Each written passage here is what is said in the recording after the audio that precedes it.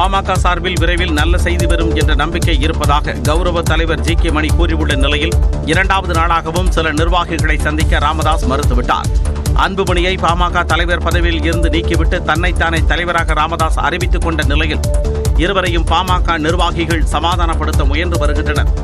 நேற்று முன்தினம் அன்புமணிக்கு ஆதரவாக கருத்து பதிவிட்ட பாமக பொருளாளர் திலகபாமாவை சந்திக்க ராமதாஸ் மறுத்துவிட்டார். இந்நிலையில் நேற்று ஈசிஆர் அக்கரையில் உள்ள இல்லத்தில் அன்புமணியை வன்னியர் சங்க செயலாளர் சேலம் கார்த்திக் சந்தித்து 2 மணி நேரம் ஆலோசனை நடத்தினார். பின்னர் சேலம் கார்த்திக், வழக்கறிஞர் பாலு, முன்னாள் MP செந்தில், பசுமை தாயகம் அமைப்பாளர் அருள் ஆகிய 4 பேரும் ராமதாஸை சந்திக்க தைலாபுரம் இல்லத்திற்கு சென்றனர். 4 மணி நேரம் காத்திருந்தும் ராமதாஸ் சந்திக்காததால் அவர்கள் ஏமாற்றத்துடன் புறப்பட்டு சென்றனர். இந்நிலையில் தைலாபுரத்தில் ராமதாஸை சந்தித்து பேசிய பாமக கௌரவ தலைவர் ஜி.கே. மணி, அனைத்து கட்சிகளிலும் அவ்வப்போது நடக்கும் குழப்பம்தான் பாமகவிலும் நடப்பதாக கூறினார்.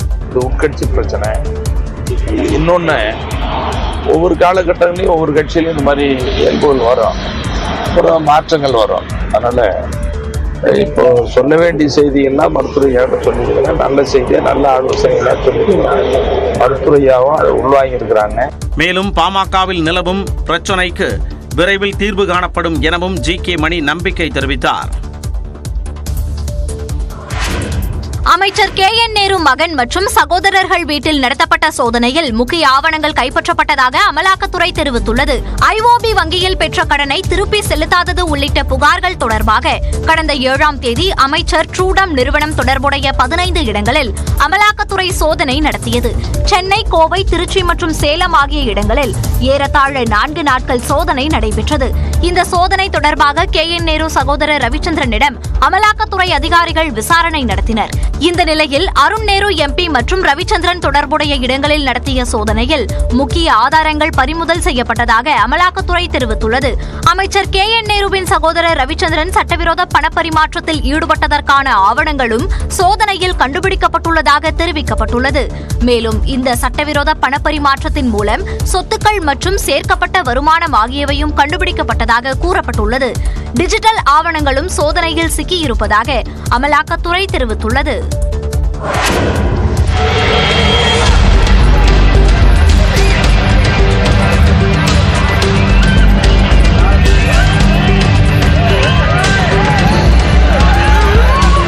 விருதுநகர் பொருட்காட்சியில் ராட்சத ராட்டினத்தில் இருந்து தவறி விழுந்த இளம்பெண் படுகாயமடைந்த சம்பவம் அதிர்ச்சியை ஏற்படுத்தியுள்ளது.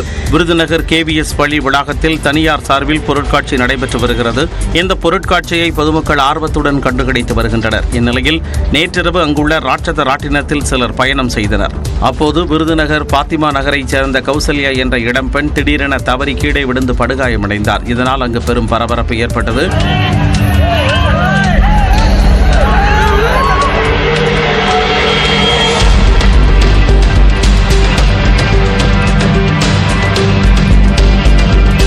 காயமடைந்த பெண்ணுக்கு விருதுநகர் அரசு மருத்துவமனையில் தீவிர சிகிச்சை அளிக்கப்படுகிறது. சம்பவம் குறித்து விருதுநகர் மேற்கு காவல் நிலைய போலீசார் விசாரணை நடத்தும் நிலையில் ராட்டினத்தின் ஹைட்ராலிக் லாக் செய்யப்பட்டிருந்தும் மேனுவலாக லாக் செய்யாததால் பெண் கீழே விழுந்து படுகாயமடைந்ததாக கூறப்படுகிறது. கோவை அருகே தனியார் பள்ளியில் பூ பெய்த மாணவியை தனியாக தேர்வெழுத வைத்த விவகாரத்தில் விசாரணைக்காக போலீசார் அழைத்தும் பள்ளி நிர்வாகம் சார்பில் யாரும் ஆஜராகவில்லை. கிணத்துக்கடவு அடுத்த செங்குட்டுப்பாளையம் பகுதியில் தனியார் பள்ளியில் பூ பெய்த மாணவி தனியாக அமர வைத்து தேர்வெழுத வைக்கப்பட்டதில் சாதிய அடிப்படை இருப்பதாக மாணவியின் தந்தை புகார் அளித்தார். அதன் அடிப்படையில் தனியார் பள்ளியின் தாளாளர், முதல்வர் மற்றும் அலுவலக உதவியாளர் மீது வன்கொடுமை தடுப்புச் சட்டத்தின் கீழ் நெகமம் போலீசார் வழக்கு பதிவு செய்தனர். தொடர்ந்து விசாரணைக்கு அனைவரும் ஆஜராக போலீசார் அழைப்பு விடுத்தனர். இந்நிலையில் மாணவியின் பெற்றோர் மட்டும் வந்த நிலையில் பள்ளி நிர்வாகம் தரப்பில் யாரும் ஆஜராகவில்லை என்று கூறப்படுகிறது. இன்னைக்கு விசாரணைக்கு வர சொல்லிக்கிறாங்க சார். நாங்கள் வெயிட் பண்ணியிருக்கிறோம். நாங்கள் வந்து இப்போ 1 மணி நேரத்துக்கு மேலாச்சுங்க. இப்போ வரைக்கும் ஆப்போசிட் பார்ட்டி யாருமே வரலைங்க. நாங்கள் வந்து வெயிட் பண்ணுறோங்க. கம்ப்ளைண்ட் பண்ண நாங்கள் வெயிட் பண்ணுறோம். அவங்க தரப்புல தான் தப்பு இருக்குது. ஆனால் அவங்க இன்னும் வரவே இல்லைங்க. பள்ளி நிர்வாகத்தின் மீது கடும் நடவடிக்கை எடுக்க வேண்டும் என்று மாணவியின் பெற்றோர் தெரிவித்துள்ளனர். தஞ்சை அருகே காவல் நிலையம் முன்பு இளம்பெண் தற்கொலை செய்து கொண்ட சம்பவத்தில் பெண்ணின் உறவினர்களிடம் வருவாய் கோட்டாட்சியர் இலக்கியா விசாரணை நடத்தினார். திருவையாறு அடுத்த நடுக்காவேரியில் தினேஷ் என்ற இளைஞர் விசாரணைக்காக அழைத்து செல்லப்பட்டதை கண்டித்து அவரது சகோதரிகள் காவல் நிலையம் முன்பு தற்கொலைக்கு முயன்றனர். இதில் கீர்த்திகா என்ற இளம்பெண் சிகிச்சை பலனின்றி உயிரிழந்தார். இந்த சம்பவம் தொடர்பாக நடுக்காவிரி காவல் நிலைய ஆய்வாளர் ஷர்மிளா காத்திருப்போர் பட்டியலுக்கு மாற்றப்பட்டார்.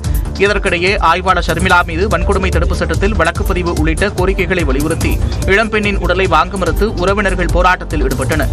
இந்த விவகாரம் தொடர்பாக கோட்டாட்சியர் விசாரணை நடத்த மாவட்ட ஆட்சியர் உத்தரவிட்ட நிலையில் கோட்டாட்சியர் இலக்கியா இளம்பெண்ணின் உறவினர்களிடம் விசாரணை நடத்தினார்.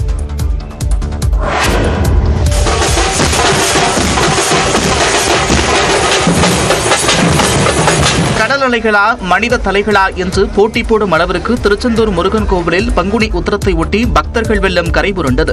பங்குனி மாதம் வரக்கூடிய உத்திர நட்சத்திர தினத்தில் குலதெய்வமான சாஸ்தாவை வழிபடுவது சிறப்பு வாய்ந்ததாக கருதப்படுகிறது. குலதெய்வம் தெரியாதவர்கள் திருச்செந்தூர் முருகப்பெருமானை வழிபடுவது வழக்கமாக இருந்து வருகிறது. இதனால் தமிழகத்தின் பல்வேறு பகுதிகளிலிருந்து வந்த பல்லாயிரக்கணக்கான பக்தர்கள் கடற்கரை மற்றும் நாளிக்கிணறு புனித தீர்த்தத்தில் நீராடி சுமார் 6 மணி நேரம் நீண்ட வரிசையில் காத்திருந்து சுவாமி தரிசனம் செய்தனர். மேலும் ஏராளமான பக்தர்கள் பாத யாத்திரையாக வந்து தங்கள் வேண்டுதல்களை நிறைவேற்றினர். பழனி தண்டாயுதபாணி கோவிலில் பங்குனி உத்திர திருவிழாவை ஒட்டி மேளதாளத்துடன் காவடிகளை சுமந்தபடி ஆட்டம் பாட்டத்துடன் வந்து பக்தர்கள் சுவாமி தரிசனம் செய்தனர்.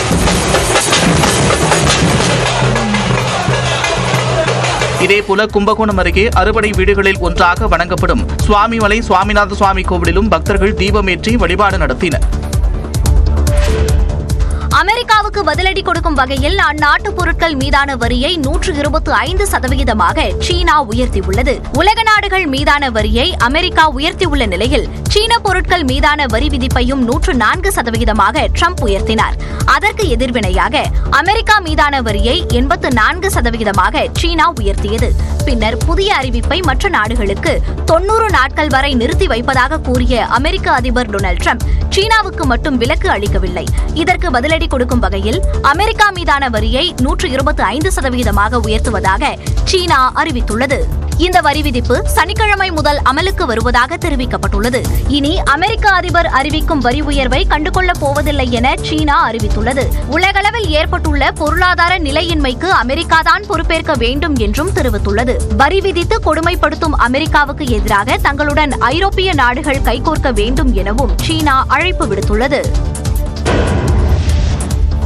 சென்னையில் 22 கேரட் ஆபரண தங்கத்தின் விலை புதிய உச்சமாக சவரனுக்கு 1480 ரூபாய் அதிகரித்து 70,000-ஐ நெருங்கியது. கடந்த வாரத்தில் இறங்குமுகமாக இருந்த தங்கத்தின் விலை புதன்கிழமை அதிரடியாக ஒரே நாளில் 2 முறை எகிரியது. இதன் தொடர்ச்சியாக வியாழக்கிழமையும் தங்கத்தின் விலை புதிய உச்சம் தொட்டது. இந்த நிலையில் வெள்ளிக்கிழமை சென்னையில் 22 கேரட் ஆபரண தங்கத்தின் விலை சவரனுக்கு 1480 ரூபாய் அதிகரித்து 69,960 ரூபாய்க்கு விற்பனையாகிறது. 1 கிராம் தங்கத்தின் விலை 185 ரூபாய் அதிகரித்து 8,745 ரூபாய்க்கு விற்பனை செய்யப்படுகிறது. கடந்த 3 நாட்களில் மட்டும் தங்கத்தின் விலை சவரனுக்கு 4,160 ரூபாய் வரை உயர்ந்துள்ளது பொதுமக்கள் மத்தியில் அதிர்ச்சியை ஏற்படுத்தியுள்ளது. இதேபோன்று வெள்ளியின் விலையும் கிராமுக்கு 1 ரூபாய் அதிகரித்து 108 ரூபாய்க்கு விற்பனை செய்யப்படுகிறது.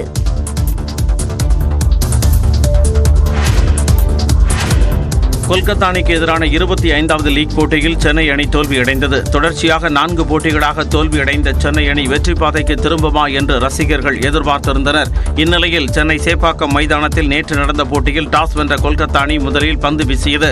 துவக்க முதலே வழக்கம் போல மோசமான சொதப்பல் ஆட்டத்தை சிஎஸ்கே அணி வெளிப்படுத்தியது. சீட்டுக்கட்டுகள் போல சென்னை அணியின் விக்கெட்டுகள் சரிய ஒரு கட்டத்தில் டெஸ்ட் போட்டியை பார்ப்பது போன்ற சலிப்பை சென்னை அணி ஏற்படுத்தியது. மீண்டும் கேப்டனாக களம் கண்ட தோனியும் ஒரு ரன்னில் வெளியேறி ரசிகர்களை அதிர்ச்சியில் ஆழ்த்தினார். 20 ஓவர்கள் முடிவில் சென்னை அணி 103 ரன்கள் மட்டுமே எடுத்தது. சென்னை அணி சார்பில் சிவம் துபே அதிகபட்சமாக 31 ரன்கள் எடுத்தார்.